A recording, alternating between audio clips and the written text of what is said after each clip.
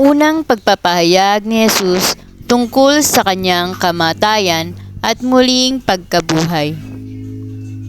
Mula noon ay pinaalam na ni Jesus sa kanyang mga alagad ang mga mangyayari sa kanya.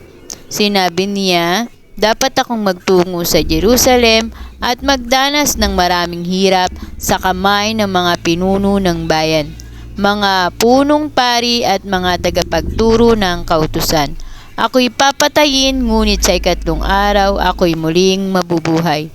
Dinala siya ni Pedro sa isang tabi at pinagsabihan, Panginoon, huwag nawang itulot ng Diyos, kailanmay hindi iyan mangyayari sa inyo. Ngunit hinirap siya ni Jesus at sinabihan, Lumayo ka, Satanas, hadlang ka sa aking landas. Ang iniisip mo hindi sa Diyos, kundi sa tao.